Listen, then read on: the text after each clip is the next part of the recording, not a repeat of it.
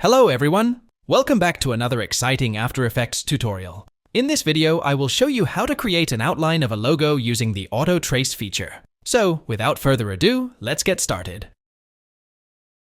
We are now in Adobe After Effects, and I've imported an Illustrator logo into this composition. So select the layer, go to the Layer menu, and under it, you'll find the Auto Trace option. Simply select it, and a pop-up box will appear. In this box, you will see different elements and two sections. The first one is Time Span. Under Time Span, you will see two options, Current Frame and Work Area. You should always choose the Current Frame option. Then in the second section, called Options, you will see a Channel option. By default, it is set to Alpha, but you can change it to 3 or 4 different modes. Generally, you don't need to change it, so just stick with the Alpha option. Alright, before moving forward, I want you to notice this outline, which shows how the auto trace will work when we press OK, as our preview checkbox is enabled. If I uncheck the preview button, you won't see the real-time preview in this composition. So make sure you always check the preview button to see the real-time preview. For example, if I change the tolerance value, you can see how it affects the tracing effect. We can easily adjust the values while seeing the real-time previews. For instance, if I change the minimum area value or corner roundness, you can see the real-time preview in this composition. Now, let's talk about the right values we should use in the auto trace options to get good results. I suggest setting the threshold to 50% and the corner roundness to 50%. Also, you should not increase the minimum area value beyond 10 pixels. For tolerance, you should always set it to 1 or 2 pixels. These are the best settings I know for the auto trace option to get the best results.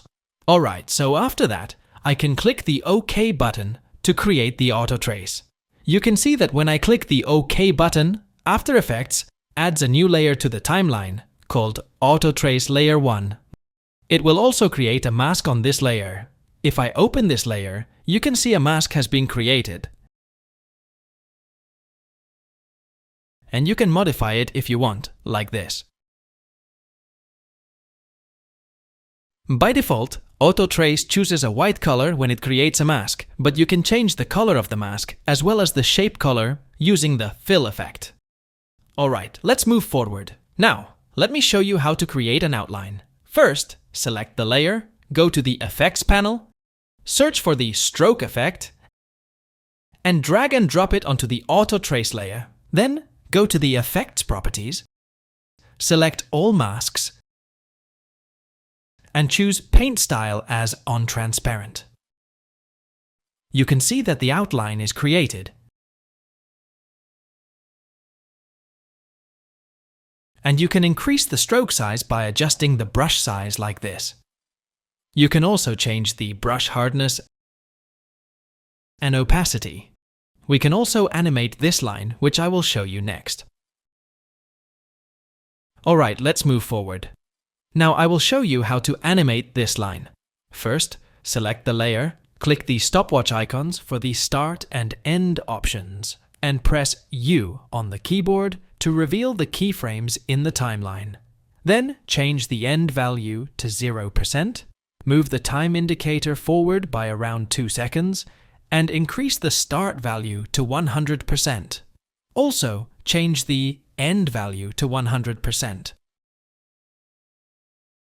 Now, select the start keyframes, drag them forward a bit, and check the ramp preview.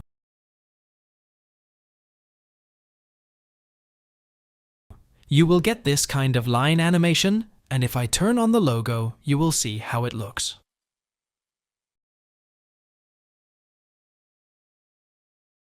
One important point I would like to share with you is that this logo is transparent. Now, if I have a non-transparent logo like this one and import it into After Effects, and then choose to create an auto trace with this image, you will see After Effects creates a box.